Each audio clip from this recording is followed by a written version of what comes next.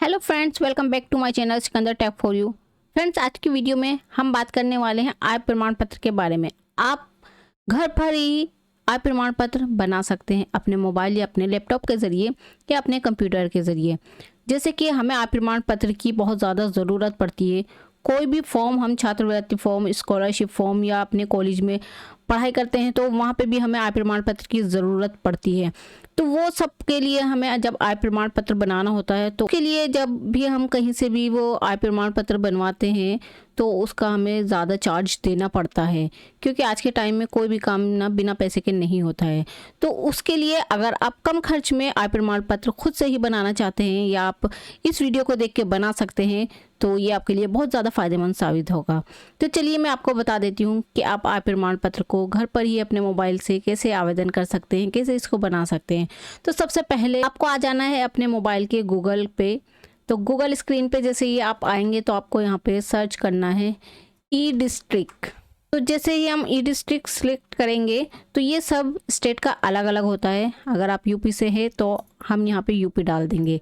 अगर आप ई डिस्ट्रिक्ट दिल्ली से है तो आप यहाँ पे दिल्ली डाल देंगे और यहाँ पे एंटर कर देंगे। जैसे ही हम एंटर करेंगे तो यहाँ पे देखिए इसकी जो उत्तर प्रदेश की ई डिस्ट्रिक्ट की वेबसाइट है उस पर हमें क्लिक करना है। तो ई district government of Uttar Pradesh पे क्लिक कर देंगे। अब देखिए यहाँ पे इसका ये इंटरफेस ओपन होके आ जाएगा, ये पूरी वेबसाइट आ रही है यहाँ पे। अब हमें कहाँ पर जाना है तो सबसे पहले देखिए सबसे ऊपर आपको दिख रहा होगा ऑप्शन, छोटा सा लिखा हुआ ई डिस्ट्रिक्ट लॉगिन, सिटीजन लॉगिन, जैवी पंजीकरण, SSDG लॉगिन। तो हमें इन चारों में से सेकंड नंबर वाला जो ऑप्शन है सिटीजन लॉगिन ई साथी, इस पे ही हमें क्लिक कर देना है।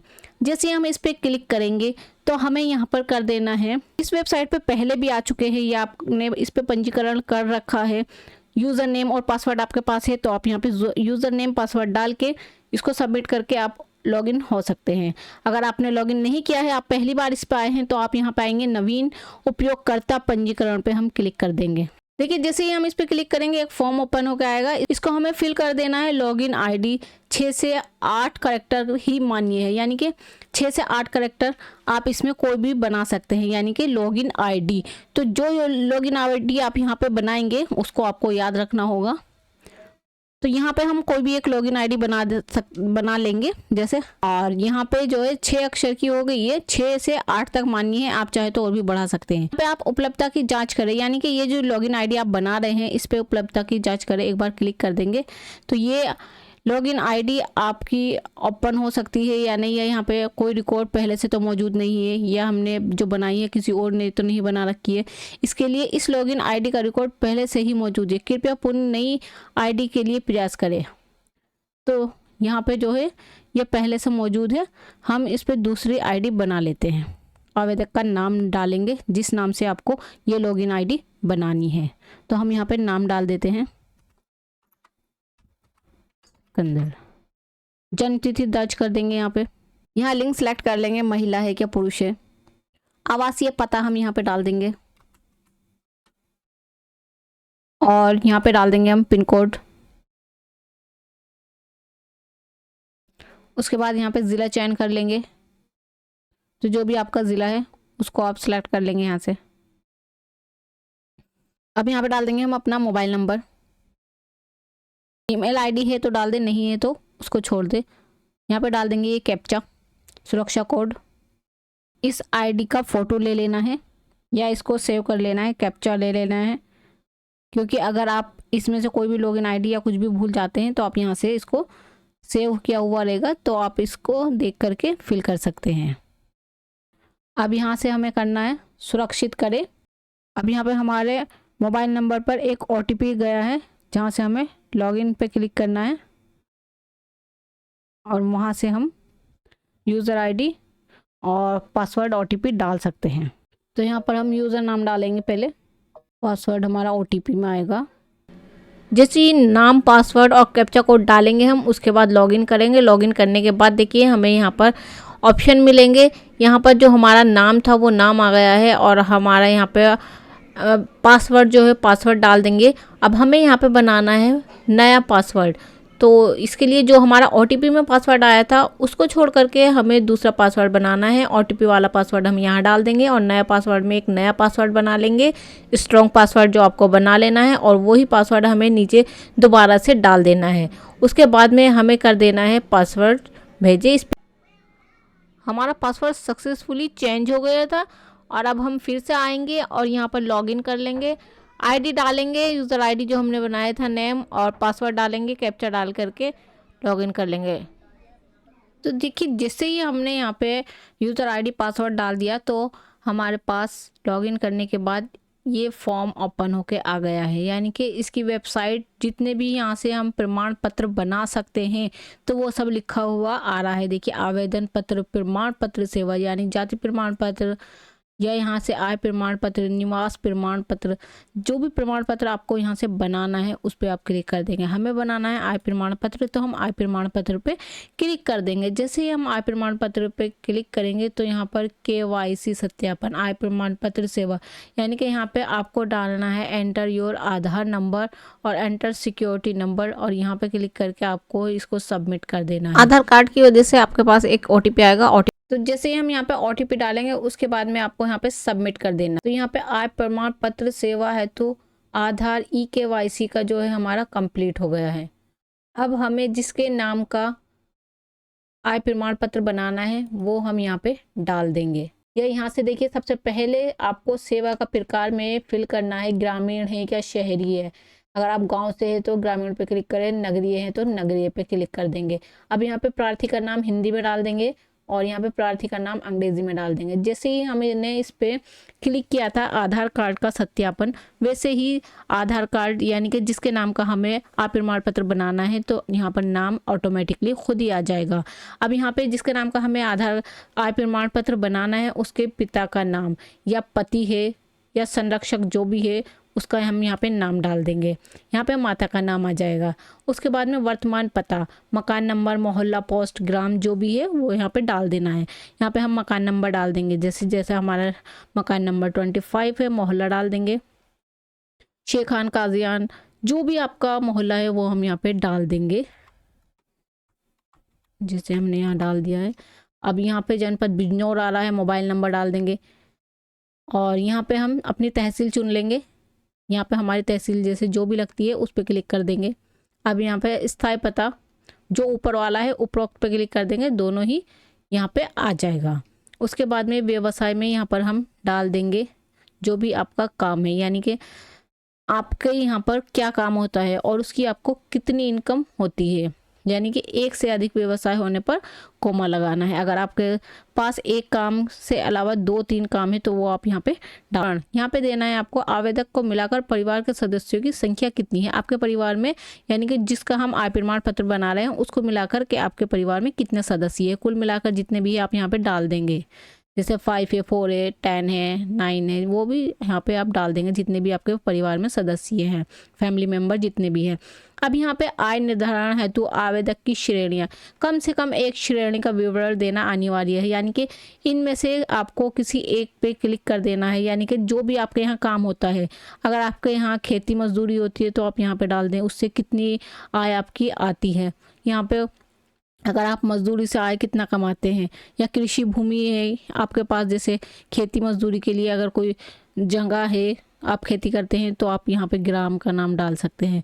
पेंशन से आय अगर आती है तो आपकी पेंशन, सेवा योजना से आय रुपए, अगर आपकी सेवा योजना से कोई सी भी पैसे आते हैं, निजी व्यवसाय से रुपए आय यहाँ पे डाल दें, अन्य स्रोतों से आय यहाँ पे आपको डाल देना है। यहाँ पे हमें वेतन पर्ची प्रमाण पत्र संलग्न करना है, यानी कि आपकी अगर आप सेल्समैन है वेतन पर्ची, आपकी सैलरी पर्ची जो होती है ना वो यहाँ पे लगा देनी है, आपकी महीने की कितनी इनकम आती है। अगर आपके दुकान है तो यहाँ पे दुकान का वार्षिक किराया कितना है, व्यापार विभाग दाखिल, कुल राशि, वार्षिक आय विवरण का रसीद लगाना है, यानी कि 1 साल की कितनी धनराशि आपको प्राप्त होती है।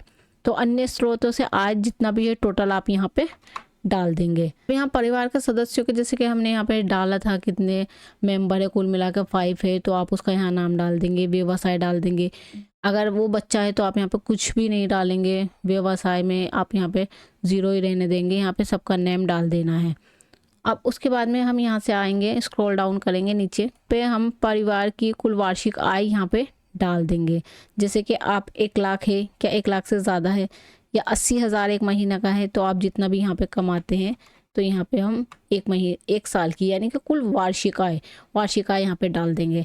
अब क्या इससे पहले पूर्व प्रमाण पत्र जारी किया हुआ है, यानी कि आपने क्या इससे पहले भी आय प्रमाण पत्र बनवाया है, तो आपको यहाँ हाँ करना है, नहीं बनवाया है तो नहीं करना है। अगर आप यहाँ पे हाँ करते हैं तो आपके पास यहाँ पे प्रमाण पत्र संख्या डालना पड़ेगा, यानी कि जो पहला वाला प्रमाण पत्र है उसकी संख्या यहाँ पे आपको डालना होगा। अगर आप पहली बार बनवा रहे हैं तो आप नहीं पे क्लिक कर देंगे। उसके बाद में आवेदक का शुल्क भुगतान आपने करा है क्या नहीं, अभी हमने इसके पैसे नहीं करे हैं भुगतान, तो हम नहीं पे क्लिक कर देंगे। राशन कार्ड की संख्या यहाँ पे देखिए ऑटोमेटिकली आ गई है, क्योंकि हमने आधार कार्ड डाला था उसी के अकॉर्डिंग। अब यहाँ पे प्रमाण पत्र बनाने का कारण, यानी कि आप प्रमाण पत्र किसके लिए बनवा रहे हैं, यहाँ पे विकल्प चुने। जैसे शिक्षण संस्थान में प्रवेश हेतु, कहीं आप एडमिशन लेना चाहते हैं पढ़ाई के लिए, या छात्रवृत्ति हेतु, स्कॉलरशिप या वजीफ़ा जो भी आता है आप उसके लिए बनवा रहे हैं, या अन्य और कोई कारण है तो आप अन्य पे क्लिक कर देंगे। अब यहाँ पे अटैचमेंट टाइटल, यहाँ पे हमें सेलेक्ट कर लेना है फ़ोटो, स्व प्रमाणित घोषणा पत्र, राशन कार्ड की छायाप्रति, वेतन पर्ची, अन्य, ये सब आपको फिल कर देना है। यहाँ पे चूज़ फाइल में जाके आप यहाँ पे आधार कार्ड में उपलब्ध फ़ोटो अपलोड करने हेतु टिक करें, तो यहाँ पे क्लिक करेंगे आप, और यहाँ पे क्लिक करने के बाद आप चूज़ फाइल में जा कर के आधार कार्ड की फ़ोटो अपलोड कर देंगे। अब यहाँ पे लिस्ट ऑफ अटैचमेंट में आपको फ़ोटो डाल देना है, तो आप वहाँ फ़ोटो पे क्लिक करके यहाँ से आप अपलोड कर सकते हैं फ़ोटो। अब यहाँ पे आपका फ़ोटो जो है अधिकतम साइज़ में 50 KB का होना चाहिए। अब यहाँ से हम कर देंगे दर्ज करें। जैसे हम यहाँ क्लिक करेंगे दर्ज करें, उसके बाद हमारी पूरी डिटेल जो हमने फिल की थी वो सब यहाँ पे आ जाएगी, और यहाँ पे हमारा फ़ोटो भी आ जाएगा। तो अब हमें क्या करना है, यहाँ से आएंगे, स्क्रॉल डाउन करेंगे, देखिए पूरा जो भी हमने नाम वगैरह डाला था सब आ चुका है। और अब हम स्क्रॉल डाउन करेंगे, नीचे आएंगे, देखिए यहाँ पे हमने जितने भी राशन कार्ड, फ़ोटो, जितने भी डॉक्यूमेंट्स जो है डाउनलोड किए हैं, इस पे अपलोड किए हैं, वो सब भी लिखा हुआ आ रहा है। अब यहाँ से आपको क्या करना है, या तो प्रिंट कर देना है या क्लोज़ कर देना है।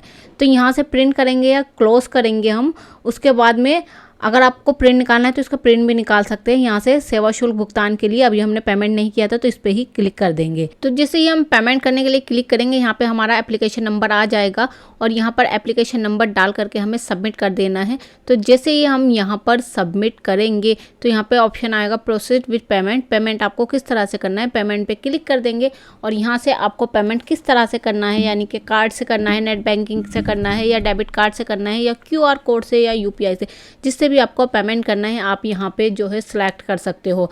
उसके बाद में जैसे हमें QR कोड से करना है तो हम यहाँ पे सिलेक्ट QR कोड करेंगे, और इस पर सिलेक्ट करने के बाद यहाँ पे क्लिक कर देंगे। उसके बाद क्लिक करते ही हमारे पास QR कोड आ जाएगा, और इसको आप स्कैन करके यहाँ से आप 15 रुपये का जो पेमेंट है वो यहाँ से डन कर देंगे।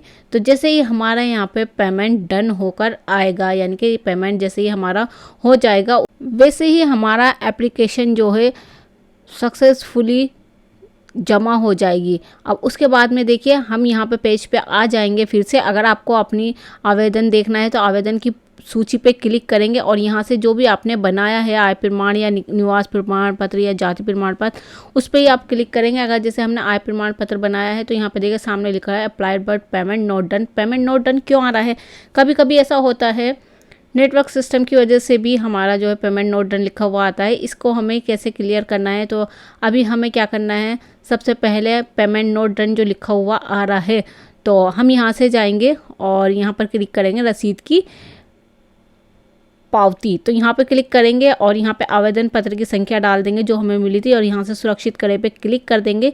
जैसे ही हम यहाँ पर क्लिक करते हैं तो वैसे ही जो हमारा पेमेंट में जो प्रॉब्लम आ रही थी वो सही हो जाएगी और पेमेंट हमारा डन हो जाएगा। उसके बाद में हमें जैसे कि चेक करना है अपना आवेदन जो हमने किया है, उसको देखने के लिए हमें यहाँ पर क्लिक करना है जहाँ नीचे ऑप्शन आ रहा है निराक्षित आवेदन, इस पर ही हमें क्लिक कर देना है। जैसे ही हम इस पर क्लिक करते हैं तो देखिए यहाँ पे लिखा हुआ आ रहा है कास्ट, इनकम और डोमिसाइल, जो भी आपने बनाया है तो उस पर क्लिक कर देंगे। हमने इनकम बनाया है तो इनकम पे क्लिक करेंगे। इनकम पे क्लिक करने के बाद हमें यहाँ पर जो है लिखा हुआ आ रहा है नो रिकॉर्ड फाउंड। तो जैसे ही हमारा जो है इनकम सर्टिफिकेट बन जाएगा उसके बाद में यहीं पर हमारा डाउनलोड होके आ जाएगा, यहीं से हम डाउनलोड कर सकते हैं। लेकिन अभी अभी हमने आवेदन किया है तो वो अभी कैसे दिख जाएगा, इसके लिए हमें 7 से 15 दिन का टाइम लगेगा। उसके बाद में जो है हमारा इनकम सर्टिफिकेट बन के यहाँ पर आ जाएगा, यहीं से हम फिर से डाउनलोड कर सकते हैं। तो फ्रेंड्स अब हम आ जाते हैं बैक। आप बताइएगा आपको ये इन्फॉर्मेटिव वीडियो कैसी लगी। अगर वीडियो पसंद आई हो तो प्लीज़ एक लाइक ज़रूर कीजिएगा। और जैसे कि अगर आप इसको शेयर करना चाहते हैं तो अपने दोस्तों में, रिलेशन में इसको शेयर भी कर सकते हैं।